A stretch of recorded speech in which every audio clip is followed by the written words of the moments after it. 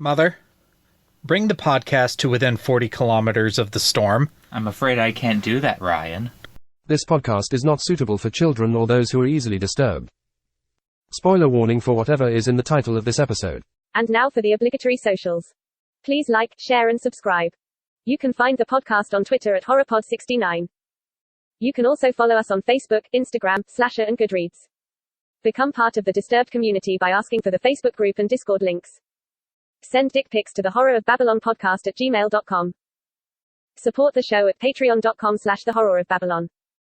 In closing, you can let your friends know that the Horror of Babylon is available on YouTube, Apple Podcasts, Spotify, Audible and all other major podcast apps.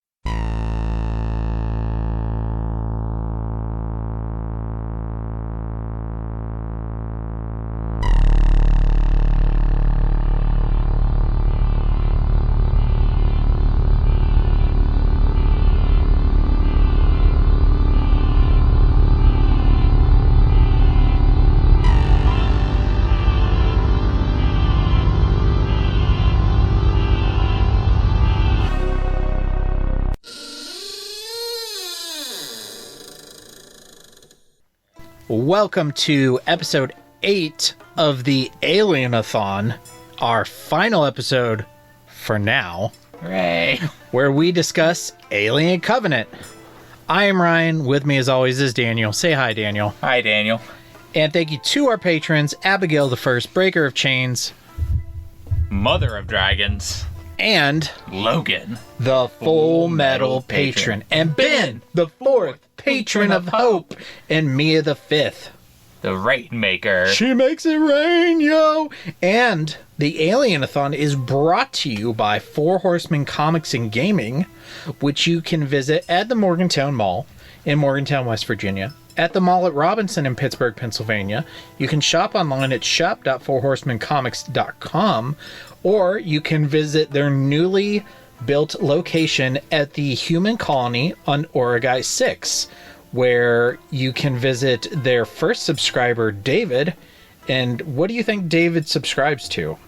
I think DC Black Label, just like all the DC Black Label books. I think he'd be one of those like pretentious dudes who doesn't actually read DC or Marvel. He'd be like getting all the obscure indie comics.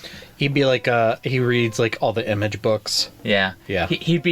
Except for Walking Dead. He would read Walking Dead before, like, the TV show, before it got popular. But then he'd like quit it, or at least wouldn't talk about it once the TV show came out. Normies ruined this series. I mean, they sort of did. Yeah, they do.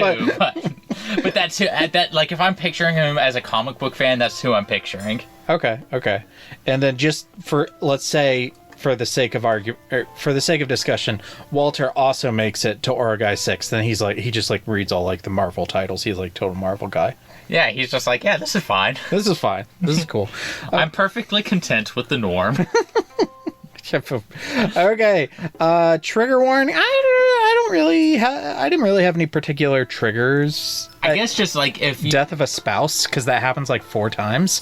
Yeah, and general gore. Like if just and this movie isn't the goriest thing we've watched. If you recently lost a spouse, I probably wouldn't watch this movie. Yeah.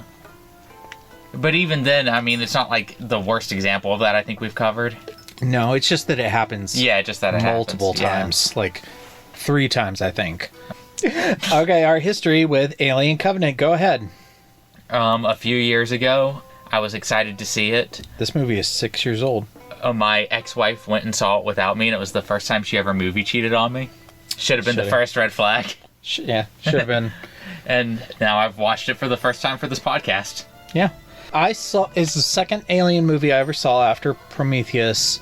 And I saw it before Alien. A group of us were going to see it at Four Horsemen, and we had bought, there was like a 7 o'clock and a 9 o'clock, and Ron had bought a bunch of tickets for both. Somebody came back. We were going to the 9 o'clock, and then the group from the 7 o'clock came back, and I won't name this person, but they said that was the best Alien movie. Hard stop. Okay. At this time, I had only seen Prometheus, and I had seen Prometheus twice, and I was like, "Whoa, cool." And then I watched it, and I was Just, I didn't hate it. I didn't love it. It was just, all right, that's an Alien movie. This one has aliens in it. And honestly, I think that's my review for this movie. It's like, all right, it was an Alien movie. This one has aliens in it. And then I watched it again for this podcast, and I did like it more, but it's not my favorite Alien movie. It is not my favorite Alien movie. It is not my least favorite Alien movie. It's not my least favorite Alien movie. All right, movie great. Yeah. So, all right, that's an episode. Yeah. The vampire's a pure myth, superstition. I may be able to bring you proof that the superstition of yesterday can become the scientific reality of today. Jumping into background, now I do want to mention I had a lot of false memories about this movie. Yeah. So I'm watching it the other night, and it comes up, it starts, and it shows the logo for Ridley Scott's production company. I was like, Ridley Scott's involved with this one? Huh, maybe he just produced it. And then it comes up, directed by Ridley Scott. I'm like, I didn't remember that he directed this one too. Mm-hmm. Which I just didn't remember at all. So you know who Ridley Scott is. We don't need to go over that. But this movie was written by John Logan, who has Ricky Bobby syndrome. He also wrote The Aviator, which is the Howard Hughes, Leonardo DiCaprio movie. Okay. Hugo, Sweeney Todd, The Demon Barber of Fleet Street, Skyfall, and Spectre. I like those. Yeah. I mean, I like some of these movies, and some of the... I didn't like some of these movies. We don't need to go through each one of them, but... Yeah. This movie had a budget of between $97 and $111 million, and made a box office of $240.9 million. So not as big as some of the other Alien movies, but still a lot of money. Still very successful. It was released on May 4th, so Star Wars Day 2017. This movie was released, and it is a sequel to Prometheus and a prequel to Alien. It's not the original movie that Ridley Scott wanted to make. His original intent was that there was going to be either 3 or 4 movies in this like Prometheus either trilogy or series, and then it was going to eventually end it being like a true Alien prequel. Mm-hmm. And for whatever reason, he lost interest, or the studio said no, but they decided not to do 3 to 4 movies. They did 2 movies. So he kind of had to make this one the bridge between Prometheus and Alien.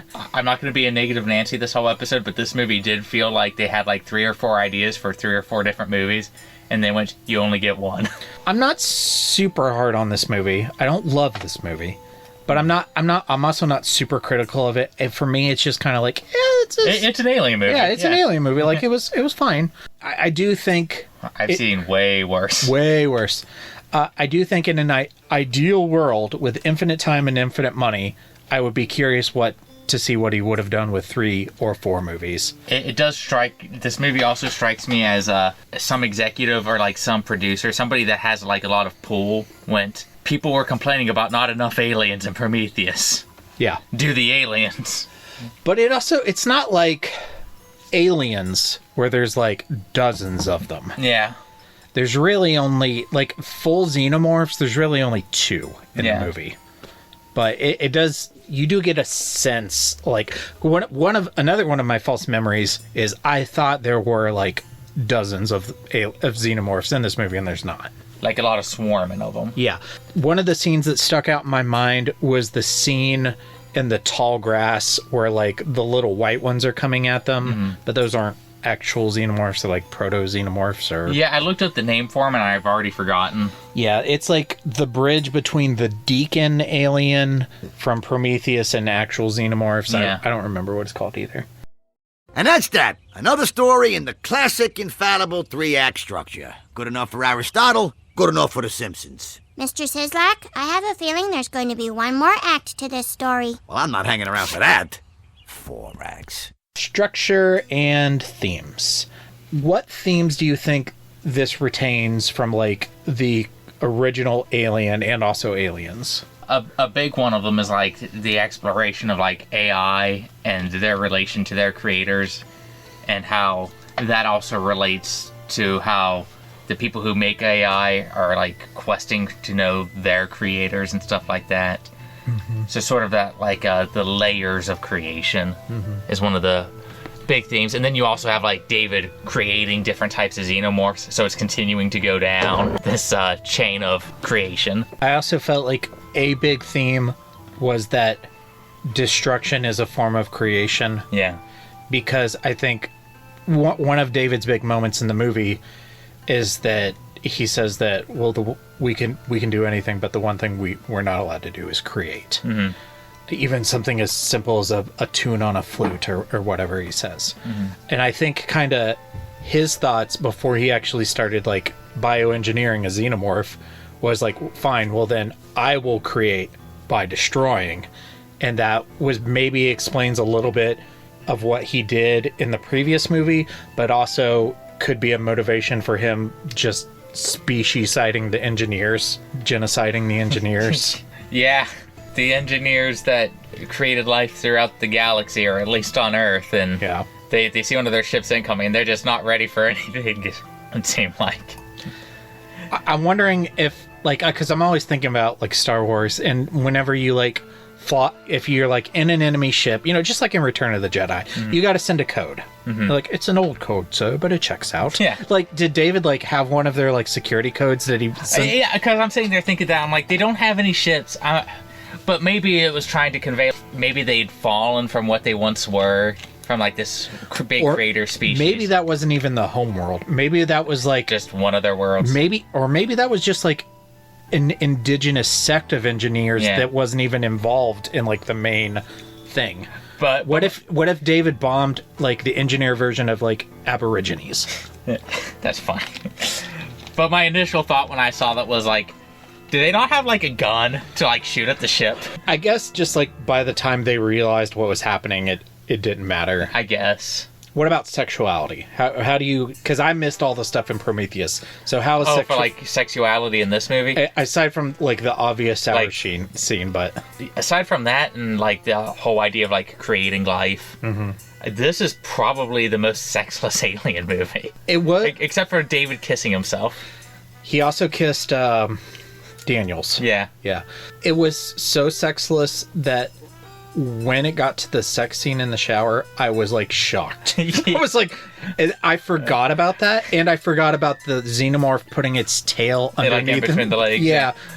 That was very, like, slasher movie-esque. Like, we're gonna titillate and then kill the teenager in the shower. Yeah. Which did seem kind of out of place. But, it did. And you know me, I'm the first person to jump on that's symbolic of sex. I couldn't find anything.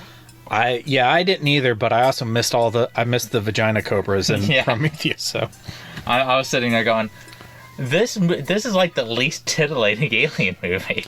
Also, I wanted to bring this up. So this ship is not a Weyland-Yutani ship. So, and this is also the only alien movie so far where people are not in their underwear in hypersleep.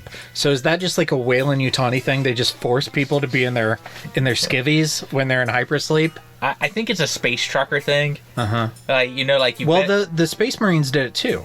Okay, the Space Marines did do it. Yeah, and they did it in Prometheus as well. They did it in Prometheus, Alien, and Aliens. No, I got an explanation. Okay. One of the crew, before he was the captain, was super religious, so they were doing it for his feelings. They're like, okay, we got one religious dude on board. No one show your underwear. That's fine. All right. I'll accept that. That's fine. What about the theme of, like, isolation? How is that in this? Yes, no, maybe? Not nearly as much, because there's just so many people. There's a big cast. I can't even tell you who most of their names were. I only have 5 with David. I think I have 4 or 5 characters under characters. And I'm just sitting... But there's like 20. Yeah. There's a bunch of them. And you know that the ship also has more people still... It has over 2,000. And it's like, it's ready to colonize a world. Yep. But I'm sitting there and I'm just like... I think they tried to make it feel isolated, like once they got separated and a few of the people died, but I don't think that it came across like it did in some of the other movies. No. I think if you were like comparing it to Alien and Aliens, it definitely leans toward Aliens. And I know this doesn't make a lot of sense, but to me it felt kind of like take a dash of Aliens, take a dash of Prometheus, take a dash of AVP. Yeah. And you kind of get this. Kind of. It was kind of a alien salad. Yeah. Again, I'm trying not to be super critical on this movie, but a lot of it felt like they were trying to take the popular parts from different films and try to mesh them. Like, you liked Prometheus. And if you like something like Prometheus, you're probably looking for, like, the more philosophical stuff and some of the discussions of, like in the themes. But if you like Aliens, you want the action scenes. Mm-hmm. And if you like Alien, you want the spooky isolation. Yeah, and it kind of has a little bit of all of that. Yeah, but not enough to where it feels distinct. Okay, to wrap up structure and themes, this is something that never bothers me. Or at least it doesn't bother me like it bothers you. Mm-hmm. This apparently is just like the easiest way for a movie to get up your butt. Yeah. Do you feel like, in comparison to Prometheus, does this one explain its themes to the audience less than Prometheus? Yeah, this one goes the exact opposite route, where it's almost not explaining anything at all, except for when David's talking about like what's specifically pissing him off. But he's the Prometheus character. Yeah. But at the same time, when they're doing that, it's not like a closed-in shot of him where it looks like he's talking to the audience. So, at least in that aspect, you prefer this movie? Yeah, because it felt more like an actual conversation, as opposed to, I'm going to give like a 5-minute monologue on themes. They're coming to get you, Barbara. Characters, and we're only going to do, there's 4 that I want to do. Yeah. And we're going to start with our protagonist, Daniels, who's played by Catherine Waterston, who you may know as Tina, the lead heroine from the Fantastic Beasts movies. Haven't seen them. Yeah, you the listeners. I didn't recognize, just real quick on that, she has long hair in those movies, and she kind of has like, almost like an androgynous boy crop. Like it was like it wasn't quite a pixie cut, but it was close. So I did not recognize her at all until I looked at the cast list. So first, what do you think about the performance, and what do you think about this character? Let's hold off on comparing her to Ripley and the others, because that's going to be later in the show. A lot of my feelings on all of these characters, save for one, is they're fine. I guess I don't really remember them all that well. Like it's like forgetting the movie in T-5 minutes. I was sitting there trying to take notes, and I was going, wait, which one is this? I remembered very little. Like, as I watched it, it came back to me. But, like, trying to, like, sit down and think about it, I remembered very little, like, before rewatching it. Her husband died in the beginning. Which was a Easter egg. It was James Franco. Oh, okay. That's cool. So you see James Franco in it's not a flashback, but, like, the iPad she has that, like... Yeah, the recording. Yeah, that's James Franco.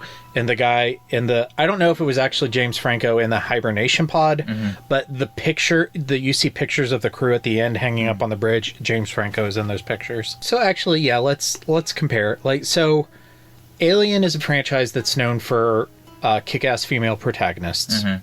Obviously, we've got Ripley and Ripley Bot from the first 4.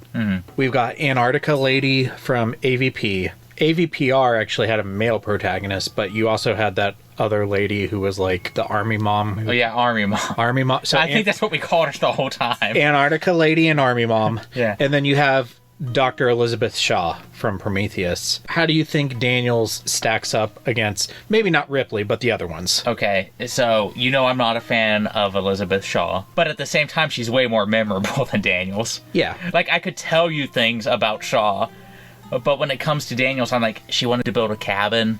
Alien is not a character-driven franchise, but I think this movie particularly is really not character-driven. Yeah, like, not at all. But unlike AVPR, I think it worked better in this movie. It works better in this movie because AVPR had a lot more problems in this movie. Performance okay? I don't have any complaints about performances. I have one, but it's just because I have a particular, like, thing with the actor. Okay. But we'll get to them. We're going to bury the lead and say David and Walter for last. Yeah. Okay, Billy Crudup. I have trouble with his name. He plays Captain Oram. Yeah, that was the religious dude, right? Yeah. Yeah. And he's the so James Franco dies, and he's second officer. He becomes the captain, and Daniels, she becomes the first officer / second in command when James Franco dies. Billy Crudup, the only other thing I really know him from is he was Ashitaka, the main character in Princess Mononoke.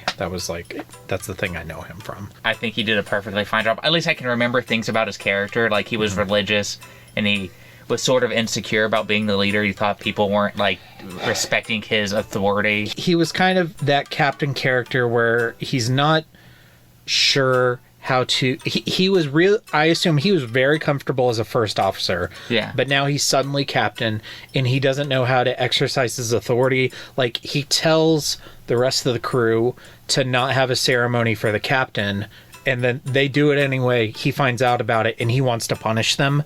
But, like, somebody else, like, his wife talks him down. Yeah. And at least those are, like, character traits I can remember. I guess I gravitate a little bit more towards him than I do Daniels, just because I can remember things about him. She's kind of just the main girl. Yeah, she's main girl. And I don't want to be mean about that, but it's just like, I literally can't remember anything about her. I think it worked for the movie. Like, she didn't get in the way or anything, but... I thought this movie was going to be a little bit more heavy-handed with, like, anti-religious themes when it came to him, but it really wasn't. No. But, like, he brings it up. He's insecure. Oh, they don't respect me because they think I'm superstitious, and I thought they were going to harp on that the whole time. But it was really just kind of a line. Yeah, and I liked it. It gives you just a smidge bit of world building. But not, like, it's not overbearing. Yeah. No, I liked it. Yeah. Okay, and then our helm officer, the pilot, Tennessee. I like Tennessee. Played by Danny McBride. I am never really been a fan of Danny McBride. But in his defense, he's also just, like, in a lot of movies that I don't tend to like. He is in a lot of crap. Yeah. Honestly, this is probably the best. This is probably my favorite movie he's in. So I liked that tension of him wanting to get down to the planet to figure out what's going on, but they can't get the ship in there. And it's not just him ignoring people and going down into it. There's like a discussion and then trying to override the ship. There's a little bit of a back and forth. Maybe it dragged on a little much, but but it felt more real than just, I'm going to be a maverick and fly down there anyway. Another false memory I had. I thought, and now that I've seen it again, I can't explain why I thought this. I thought he flew the ship into the storm and all the colonists died because... I thought they all got stranded on that planet. Okay. Obviously, that's not what happened. That does seem like something that would happen with this type of character. Yeah. But that isn't what happened, as you said. And then building to this, to give like a little more explanation to the plot and the world building of the movie, this is a colony ship. So in the original Alien, they're hauling cargo. And then in other ones, they're mostly like Space Marine or Weyland-Yutani ships or scientists. In Prometheus, they're on a scientific exploration. But this is a colony ship, which is totally new. They have over 2,000 colonists who are in hypersleep, and then we have like a small crew that are with like some escort soldiers who are also in hypersleep. I thought, as I was watching it last night, I thought it was kind of weird. Part of the crew is made up of like 3 or 4 different married couples. I was like, that's kind of weird. But as I thought about it, I was like, but it's a colony ship. Like, the whole point is to like go to this place and have kids and start a world. One of the things that it doesn't irritate me for like I want to discriminate reasons. But there's like there's a certain logistic to it. I'm a big fan of the Mass Effect series. And in Mass Effect Andromeda, you're playing as colonists. And then there's a bunch of side stories about one in particular. Your pilot is a homosexual man who's talking about how he doesn't want to have kids. Why are you on a colony? And I'm sitting there, and like one of his friends is trying to be like, hey, will you be my sperm donor? And he keeps going, well, I didn't know my dad, and I have this thing about, I couldn't be a good father. I don't think they interviewed him very well. And I'm sitting there like, I don't mind if like LGBT couples come on a colony, but they need to be like willing to like colonize. I mean, like that's the whole point of the colony mission is to have kids. And then when I'm watching this movie, I'm like, yeah, of course there would be married couples. Yeah, it just kind of took me a little bit to realize that as I was watching it. It also took me a minute to like, for my brain to catch up, because at first I was like, why is this corporate ship having But then I'm like, oh, wait a minute. They're not a Weyland-Yutani ship. And it just took me a minute to, like, for all of that to start clicking. Because I'm so used to that just being the thing. Yeah, you just assume it is. So we said that Daniels is married to James Franco, who was the captain. Billy Crudup, who's the new captain, is married to... I'm sorry with these characters' names, but I believe she was the medical officer, Kareen. She's the lady who got, like, ripped to pieces by, like, the proto-xenomorph in the medical bay. And then Tennessee is married to Amy Semetz's character, Ferris, who was the pilot of the dropship who totally lost her shit. She did not work well under pressure. She did not. Granted, that was a lot of pressure. And we have reviewed a movie with Amy Semetz in it before. Do you remember? Mm-hmm. She was Rachel in the Pet Sematary remake. Oh. Yeah. Okay. So, both movies we've seen her and she totally loses her shit. Granted, if I saw, like, a dude's back exploding... I'd lose my shit, too. I might also lose my shit, and I would also probably lock the door, because, I mean, of course you have to quarantine them. But at the same time, you just got blood all over yourself. You should have also been in the quarantine. You should have all... But I might have done the same thing. I might have also panicked. Yeah. At least that's, like, understandable panic. Mm-hmm.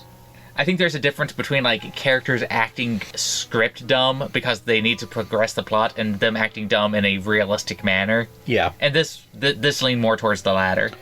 And then, I don't think it ever explicitly said they were married, but the two bridge officers who got killed in the shower were Ricks and Upworth. Mm-hmm. And they were at least copulating. So, yeah. Okay, cool. And then, of course, burying the lead, we got to talk about David and Walter. Played by Michael Fassbender. First, did you know about Walter going into this movie? Yeah, because people had, like, brought him up a lot. Okay, so what are your thoughts, setting David aside for now, what are your thoughts on Walter? I don't like him as much as David, but I also don't hate him. I think he's, like, a good juxtaposition. Yeah, I don't think you're supposed to like him as much as Dave. Well, I think you're supposed to like him in a different way. Yeah, because he's the good one, but... he's not as interesting a character as David. I do think that the choice... You could argue whether or not he really has choices in what he's doing. It seems like he doesn't, but... But at the same time, you know, like, David is arguing to him that you are making choices. Like, you gave up your arm to protect somebody. That, to David, that's love. Yeah. But at the same time, it's like... But he's programmed to protect the crew. Yeah, for me, based on what I see in this movie, and of course, you can't get a definitive answer... I feel like Walter makes his decisions based on his programming, and that Weyland-Yutani saw the autonomous nature of the David series and was like, oh, we gotta walk back on that. I'm thinking that, because he, like, Walter even brings it up, that those ones were making people uncomfortable. Which super makes sense.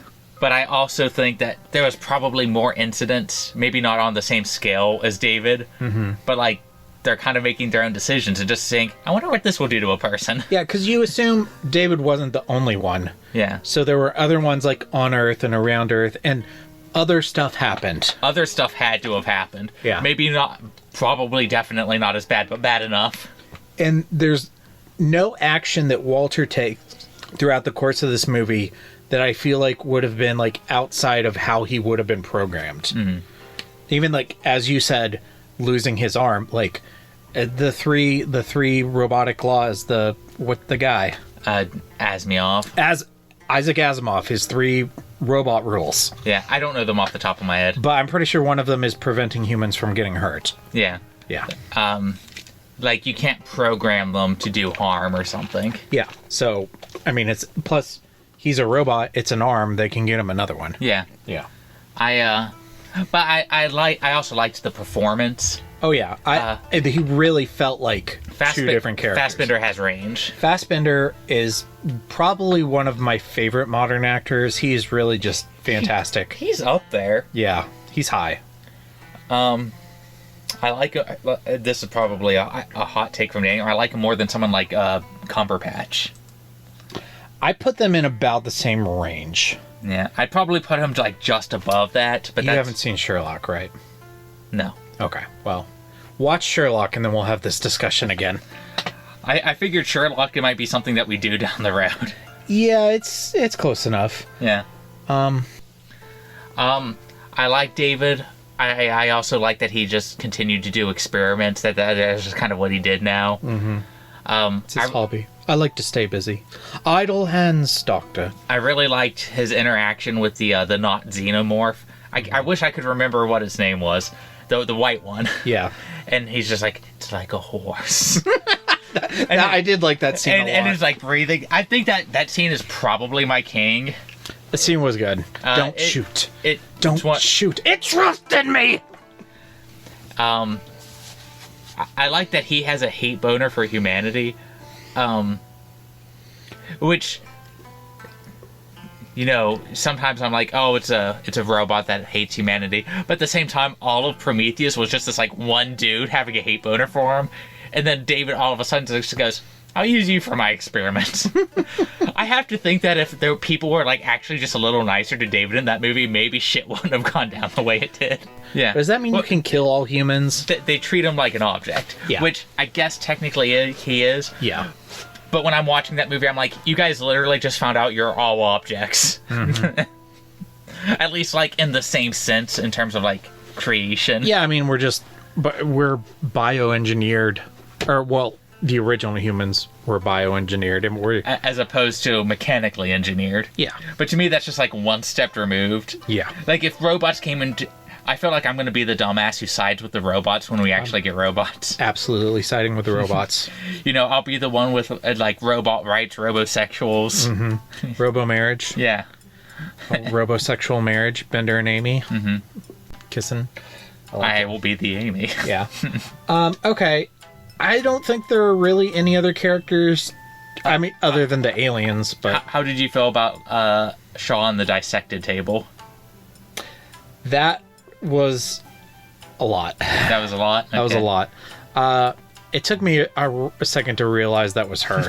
Because I was a dumbass and believed his initial story. Like, I knew... I've seen the movie before. Yeah. I knew he was the bad guy. But I thought, like, maybe he did have a special place in his heart for Elizabeth. Like, I knew he was misleading them, but I believe the part about Elizabeth. I have a bunch of feelings towards that. Mm-hmm. Mostly because we just watched Prometheus, and at the end of the movie where she goes, well, I guess that's because I'm a human and you're a robot. And I'm going, did you guys learn nothing? And then I'm sitting there going, why would you rebuild this person specifically? She didn't... Did she find out that he poisoned her guy? I can't remember, but I still wouldn't like treat him like that. Yeah, I mean, I wouldn't treat anybody like that, but yeah, you're right. And he did try to like freeze her after he told her, you're pregnant with a squid baby. So you haven't watched the Obi-Wan Kenobi series. But I assume that you had it spoiled for you a long time ago that little Leia is in it. Yeah. One of the ways they like establish her character in the first episode is she's at like a royal banquet on Alderaan with like a bunch of her like cousins, and they're being served by droids, and they establish her character like you need to establish Leia, but she thanks the droids when they bring her stuff, and one of her like spoiled cousins is like, it's a droid, you don't have to thank them, and Leia's like, it's nice and they're beings too. So it's like, just like be like Leia, just like be respectful to robots. Especially just in case. Yeah, just in case. And I definitely wouldn't have given him back a body. Yeah, I would maybe like kept his head. Like maybe you could like put his head in a box and you have somebody to talk to and advise you. Like put him on like a little backpack. He's a little Yoda. Yeah, like a little Yoda, yeah. But this is going to sound really bad, but I'm sitting there going, at this point you were almost asking to get dissected. You were asking for something. Yeah, you were asking for a bad result. I might have said you were asking for trouble. Yeah. Okay. And then just the aliens themselves. So we've got the like white alien, and then we have actual xenomorphs, and we also have just face huggers. I thought this one was a little bit more obviously CGI heavy. Yeah, I think the effects were much better in Prometheus. Yeah. they stood out a lot more in this, which is unfortunate because there's so much of it in this movie. I liked the setting and the sets. Yeah. And, like, the ship and, like, all that. But, like, the actual xenomorphs like when looked they were much worse. Like when they were moving around and stuff, I could tell it was a CGI thing that wasn't actually there. Yeah. I guess, like, this movie is still very dark, but I think maybe part of what helped with Prometheus is it was much darker. Yeah. So that's something we bring up a lot. And actually, we just talked about, like, the Goosebumps movie the other day, but I was watching it with Emma and Drake the other night, and that, like, there's nothing practical. That like, the whole movie is CG. And I'm watching it, and, like, these CG effects are pretty decent. They're pretty fine. Until it gets to this point where they get chased by the werewolf of Fever Swamp through a grocery store, and all the lights are on in the grocery store. I'm like, oh, that werewolf looks so bad. But everything else in the movie looks fine because everything else is outside and it's at night. And this one... It doesn't help that, like, the first good look you get at it is in the well-lit med bay. Yeah. You know what? The effect I didn't like the most was the chest burster alien. Yeah. I thought it looked really bad. The little... Like, it looked like a puppet. He was like, hey, Daddy David, I'm a puppet. That, I just felt, didn't look good at all. I don't know. No, I agree with you. I'll kill you all! I'll drive you crazy, and I'll kill you all! I'm every nightmare you ever had. I am your worst dream come true. I'm everything you ever were afraid of. We're kind of already in scary shit, because we normally talk about effects and scary shit. But, of course, I have to kick it off by saying, is this movie scary? No. There was one jump scare that got me, but I can't remember what it was, because I'm already forgetting the movie. Like, something happened, and I guess I wasn't paying attention, and I was like, motherfucker, you know. Yeah, that's not scary. You're getting startled. I don't think any jump scares got me. The only thing... I think it's because I was sitting there trying to take notes, and then, like, a noise or something happened, and I was like... The only thing that was remotely scary for me was the thought of, like, dying in hypersleep.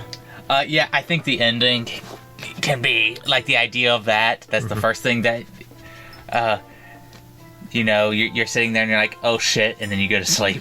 That and just, like, the people who just, at the beginning of the movie, in the solar flare, who just die. Just die, yeah. And they're never even aware that they're dying, which you could say is a mercy, but it's also just... I mean, comparison. Yeah. Or you could be James Franco, who you wake up from hypersleep and you're on fire. Yeah, you wake up just long enough to burn to death, one of the worst possible ways to die. Yeah, so... And it's not... that isn't even really, like, presented to be scary in the movie so much as just the idea of it, I think, is very scary. Yeah, no, I agree. But other than that, it's just, like, the general, like, an invasive presence in your body, like, that's in every Alien movie. An evil AI, if that scares you. Yeah, well, yeah, David is. I mean, it is scary, but it's not...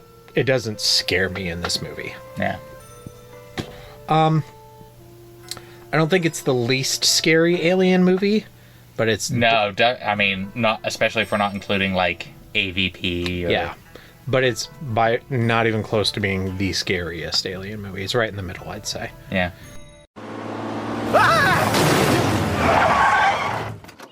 Oh my god, are you Stephen King? No, I'm Dean Koontz. Oh.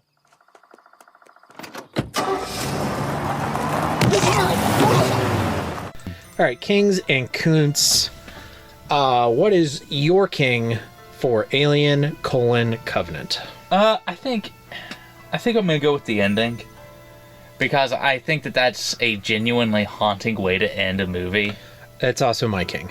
Okay, yeah. But I was also, like I have with several others, I was also considering making the ship, the Covenant itself, my king, because I think it's a super sweet ship. It's a cool ship. I just like ships in Alien movies. They're just the Nostromo, the Prometheus. I'm honestly surprised you're not more into, like, ship models. It's just nothing I've never let myself start. That's probably a good idea. I've already ordered 2 more Nendoroids, so once you get an addiction, it's hard to stop. I was able to make myself hard stop on the Funkos. I haven't bought a Funko in, like, over a year, so that's good.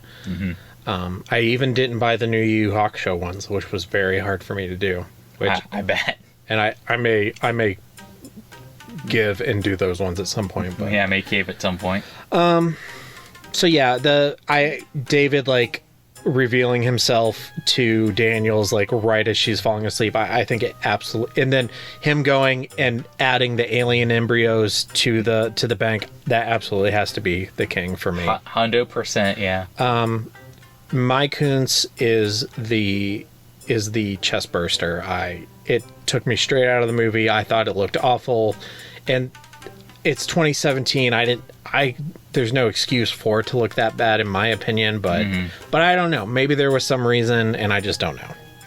Looking at that budget, I say there's zero reason. Yeah. I've seen movies with like a quarter of that budget look better. My Koontz, I think I'm going to have to go with the characters, not because they were bad, but just because I'm already forgetting all of them. Yes, I think they worked for the movie they're in, but obviously they're less memorable than Ripley and Dallas and Ash and even Shaw. Even all the. I mean, if you think about Prometheus, I can remember all of those characters and like their personalities and stuff. Janik, Idris Elba's character, Vickers, Charlize Theron's character, they're all, yeah. Yeah, I can remember them, and I can remember the stuff they stood for, their characterization. And I think the performances in this movie are good. The cast is good, but on the whole, it's just a much weaker cast than Prometheus. Yeah. Yeah. But, I mean, maybe that's not fair when you have Idris Elba and Charlize Theron on your cast. In the same movie. Yeah. Yeah. Okay, that's cool. And then a real quick thing that also bothered me, didn't quite make it to be my Koontz. This is like my Koontz 2.0. For no reason, they just completely threw off the naming convention of the androids. I hate it. Like, why? Why? Why throw out all those decades of tradition? Specifically for this moment. They're like, some dude on our podcast is going to bring this up. If you don't know what I'm talking about, the android from the original movie is Ash. His name starts with A. From Aliens in Alien 3, it's Bishop. His name starts with B. I don't remember Winona's Ryder's character name in Alien Resurrection, but it starts with a C. And then David starts with D. So Walter should have his character's name should have started with an E. Igor. No, that's an I. Edward, Edmund. I mean, there are options, and they're all as equally boring white guy names as Walter. Elizabeth. Sure. Yeah. Named after the past the scientists who led the Prometheus mission in recognition of her. I was named after a ship. All right. And there. So I have one thing for Zombie Day. Okay. The poem Ozymandias that David recites. You remember who wrote that? So he says that it was written by Lord Byron, but it wasn't. Walter points. This is kind of Walter's big moment where he points out that David isn't perfect because he's saying that the poem Ozymandias is written by Byron when it's in fact written by Shelley, and he says Shelley, and the Shelley he's referring to is Mary Shelley's husband, and Mary Shelley wrote the acclaimed novel Frankenstein. And what is the alternative title to Frankenstein? The Modern Prometheus. Exactly. Yeah. Woo! That's not bad. Yeah. And of course, we talked about this on our Frankenstein episode, but Mary Shelley and all of her peers, including Lord Byron and her future husband, I think it's Percy Shelley, they all had the thing where they would sit around and tell stories together. So yeah, that was just cool. The homework is twofold. I need 2 movie pitches. One is, how do you continue on from this, but make it the worst Alien movie ever? And the other is, how do you continue on from this and make it like you're actually excited to go see this movie? Actually, start with my best one because they're kind of tied together. Okay. We're going to do the modern thing, which is to soft reboot. Okay. We're gonna say that Alien and Aliens happened, Okay. but Newt didn't die. I'm on board. We're following an adult Newt in the Alien universe, Okay. where they discover a new sort of alien species. It's not a xenomorph. It's going to be a completely new thing. We're taking a risk. We're completely opening it up. We're not even gonna cameo a xenomorph at the end. It's going to be a completely new sort of threat, and she's going to use all of the lessons that Ripley taught her, including, like those lines that will make us point at the screen, and she'll be like, "Stay away from her, you bitch," or "Stay away from me, you bitch," something like that. And we're gonna make her like grow into her own, and it's gonna be a beautiful journey. That's my pitch for the good one. I would watch that. You want my pitch for the bad one? Sure. She dies. Same movie, but she dies in the opening. I have Or like ending. I have this image in my head of like her with like a machine gun or a flamethrower, and she like shoots the alien, but her line before is like alien, you're a bitch, mostly. Yeah, Mostly. Yeah, just something like that. But in the bad version, she dies. She doesn't win the fight. Don't like it. Yeah, that's... Okay, I might go for a minute on this one. Go ahead. I put a lot of thought into this. Okay, so mine is going to be a sequel to Alien Covenant, and it's going to... I'm starting with the bad one. Mm-hmm. It's going to build an even tighter bridge from Alien Covenant to Alien. Mm-hmm. So, the Covenant is still on its way to Origai 6. And it comes across the Nostromo. Okay. And they hook up, and of course the Covenant is low on crew members.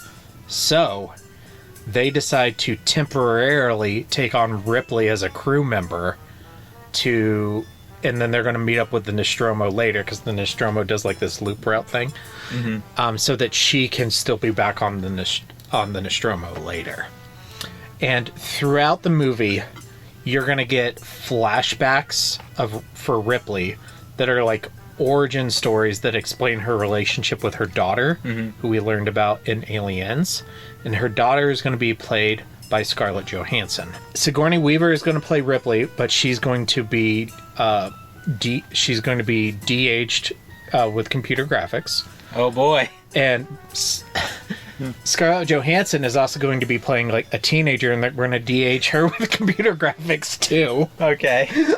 Ripley's not going to show up till like the first 30 minutes, and the way it's going to happen is like the Covenant crew's going to be like, "Oh, we're in trouble, we need help," and like, "Captain, there's a ship on our scanners. Who could it be? What is it? Who could it be?" And like, "Oh, they want to dock. They want to dock." And like the docking clamp extends. The Covenant crew runs to the docking hatch, and like the docking hatch doors like open slowly, and just on the other side you can see an outline of a woman with a perm, and then the lights come up and boom, it's Ripley, and the audience is like, "We know who she is, we recognize Ripley, we have nostalgia, this is it, this is perfect."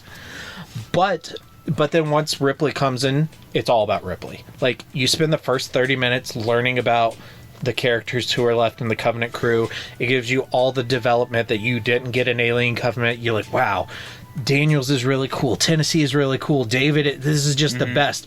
But once Ripley gets there, it's all about Ripley. Fuck those other characters. You don't get to learn anything else about them. It's the Ripley show. It's just nostalgia. It's just Ripley.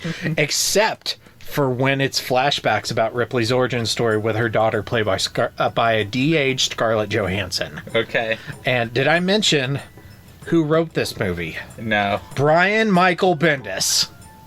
And my good pitch is the same movie because I want to see you get so butthurt. Oh, and every time they talk about the themes, it's Sigourney Weaver talking directly to the camera. It's really funny because that's how Brian Michael Bendis writes books. He just has his characters have like giant bubbles of dialogue. I know. That's why I chose. That's good. And it's his directorial debut. Ridley Scott produces. Okay. All right. All right. So I like how we both went with it's the same movie, but Freddie Jones from Scooby-Doo versus Freddy Fazbear. Okay, that's good.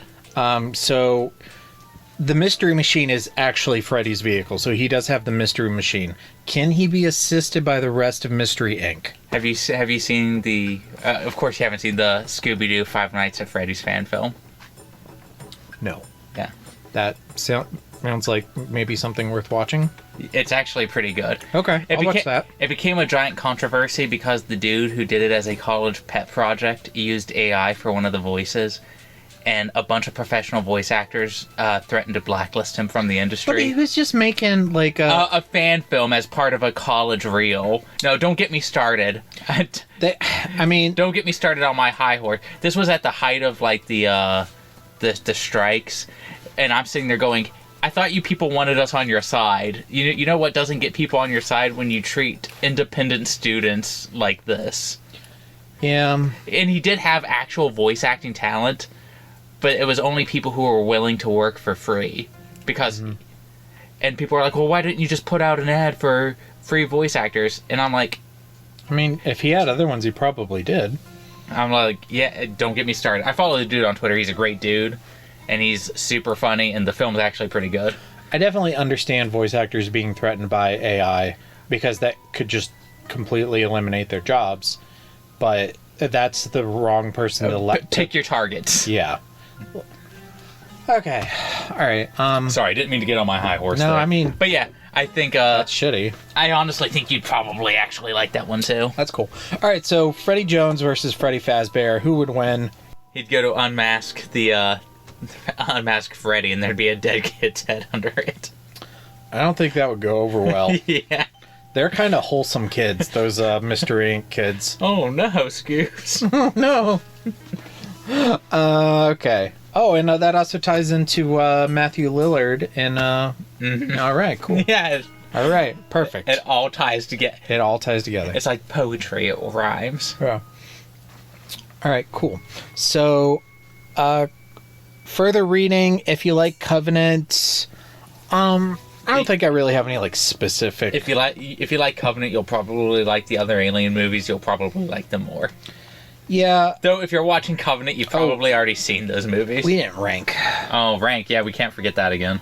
So just real quick before we like actually rank it, just among the Alien movies, I think for me it's fourth. I like it more than 3 Resurrection and the 2 AVP movies personally.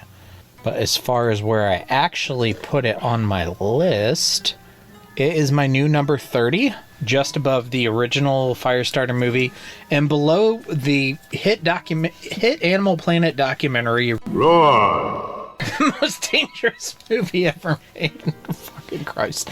Okay.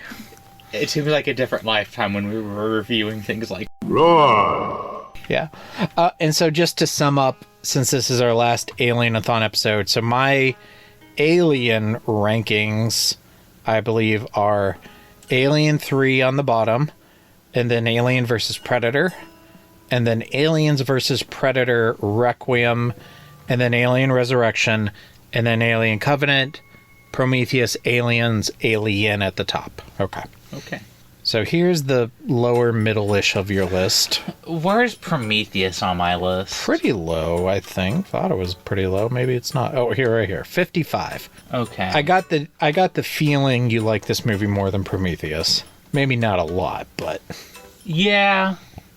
I think I'm gonna put it right above Prometheus.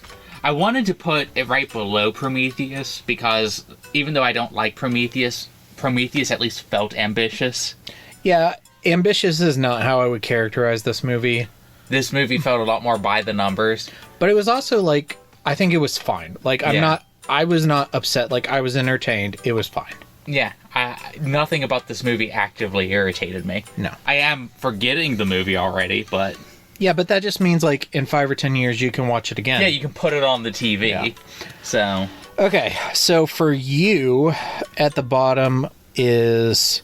So starting at the bottom, Alien Resurrection, Alien 3, Alien vs. Predator, Aliens vs. Predator Requiem, Prometheus, Alien Covenant, Alien, Aliens. So Alien Covenant's a lot higher than I thought it was going to be. For me, so it's your third favorite, and it's my fourth favorite. Yeah. I think it's fine. Like, it's an Alien movie. Yeah, it is an Alien movie. That's how we described it. Okay, cool. Cool. And then upcoming on the Horror of Babylon, this Sunday, we are doing our Five Nights at Freddy's, the movie, starring Matthew Lillard. So that'll be this Sunday. We're seeing it on Friday, which is official release. Yeah. You work Thursday, so we're seeing it Friday. We're recording. After it, I edit Saturday and release on Sunday. I almost considered calling in sick Thursday to see it opening night. I mean, if you did, I would. I don't care. Like, I'll see it whenever. Are we going to have less than 30 people come to this movie with us? So far, the only 2 I got confirmed are Molly and her daughter. Okay. However, there's like 5 or 6 other people who are talking about it, but like whether or not they How pull the old trigger- is her daughter? 6. 6. Maybe I'll tell Emma, you have to come and sit with this 6-year-old girl so she doesn't get scared. Her daughter keeps Snapchatting me and asking me Five Nights at Freddy's questions. So I think this is probably a good like starter horror movie. I think it's going to be right in that, like, Jurassic Park isn't a horror movie, but I think it's going to be in that... It's a monster movie. I think it's going to be in that kind of realm in terms of scares. I think it fits in, like, the creature feature genre of horror. Yeah. I was actually going to say we should do that book in season 3. She's promised to close her eyes at the scary parts. Okay, but it's a jump scare movie, so how are you going to know? I told Molly, I'm like, this is my opinion, but I'm not going to tell the kid no. If she wants to come see it with us, I'll buy us all popcorn and candy. Yeah. Okay, cool. And then the next Sunday, November 5th, our first official episode of Season 3 is The Stand, revisited 2 years later. Hef will be there. He's reading The Stand, or has read The Stand for the first time. I'm taking some notes. Yeah, I'm currently rereading it now. It's the book I'm actively reading, and so far I'm liking it a lot. So I think I'm going to try to let Hef have his... This is mostly going to be a Hef episode, but yeah. I will bounce off of him. Yeah, I'll bounce off of him, and I'm mostly interested... I don't want to repeat myself from the original Stand episodes, but I'm interested in like how my opinion changes. That's when especially after all this other stuff that we've read. Yeah, and honestly, I'm thinking you and I will get to re-rank The Stand. Okay. And I'm curious if it doesn't go up a couple slots for me, but we'll see. We'll see. And then our next 2 bonus episodes on Halloween, we will be dropping our 2-year anniversary show, and then the first actual episode of season 3 will be on Thursday, November 2nd, where we kick off our next sponsored marathon. Yeah. Sponsored by Four Horsemen Comics and Gaming. We still haven't decided. So is it going to be the Evil Dead-a-thon, the Dead-a-thon, or the Deadite-a-thon? Oh, God. Or the Campbell-a-thon. Deadite-a-thon's pretty good. The Deadite-a-thon? All right. So we will be kicking off episode 1 of the Deadite-a-thon with The Evil Dead. Upcoming, we will be interviewed by the horror YouTube channel, The Horror Realms, Travis Bruce. I'm not sure when he's going to release that, but definitely look up Travis Bruce on YouTube. Subscribe to his channel. Yeah, I just did. I've been watching some of his content. Yeah, I've watched a few of his videos. I like. It's very chill. Yeah, which is what I like about it. He's very well spoken. I don't think that, like, I've always told people I'm not very good at communicating some of my points. I think he's pretty good at it. I think you've gotten a lot better after talking for 2 years straight. Yeah. I am better than I used to be. He has one of those like smooth, buttery voices. Be on the lookout for that. It's We're recording it on the 30th, so I guess it's going to release sometime after Halloween, I would guess, but I don't know. But definitely check out his channel. Even if we fall off the face of the earth and that interview never happens, he has some cool stuff. He does have cool stuff. Yes. And speaking of cool stuff, thank you to our patrons, Abigail the First, Breaker of Chains, Mother of Dragons, and Logan, the Full Metal Patron, and Ben, the Fourth, Patron of Hope, and Mia the Fifth, the Rainmaker. She makes it rain, yo. And an extra special thank you to the sponsor of this episode, Four Horsemen Comics and Gaming, which you can visit at the Morgantown Mall in Morgantown, West Virginia, or at the mall at Robinson in Pittsburgh, Pennsylvania. You can shop online at shop.forhorsemencomics.com and say thank you. And if you go in there, say hi to Ronald III, Grampus of Christmas. Tell him that we sent you. And in my Alien Covenant sequel, the Four Horsemen Comics and Gaming at Oregai 6, Ripley visits. And she starts a subscription to Wonder Woman. It makes sense. Yeah. You can't see it, but I'm doing like the bracers thing. Yeah, we don't do video on purpose. Yeah. Yeah, the bracers. Oh, yeah. Okay. Thank you for watching Alien Covenant. And thank you for watching all of the Alien movies. I was paid to do this. So, what is your official answer now? You used to say I like 2, but now do you say you like 3? I like 2.5. I like 4. Okay, I think my opinion is that I think there's at least something to take from each of these movies. I do not think that there's one of these movies that is bad 100% the way through. No. There's very few movies that are, but I think all of these movies have something to contribute if you like the Xenomorphs, if you Even like Alien 3. Even Alien 3. Very little, but still something. So, I still think that if I'm gonna sit down and watch an Alien movie, it's probably only gonna be one of the first 2. But if you put on one of these other ones, I'm not gonna be pissy about it. Okay. Even Prometheus. I think I like 4. I don't like the other 4, but I would watch them. Yeah. Yeah. Okay, cool. Thank you to our patrons. Stay tuned for our socials and stay scary. Stay scary, everybody. And now for the obligatory socials. Please like, share, and subscribe. You can find the podcast on Twitter at HorrorPod69. You can also follow us on Facebook, Instagram, Slasher, and Goodreads. Become part of the Disturbed community by asking for the Facebook group and Discord links. Send dick pics to the Horror of Babylon podcast at gmail.com. Support the show at patreon.com/The Horror of Babylon. In closing, you can let your friends know that The Horror of Babylon is available on YouTube, Apple Podcasts, Spotify, Audible, and all other major podcast apps. Stay scary.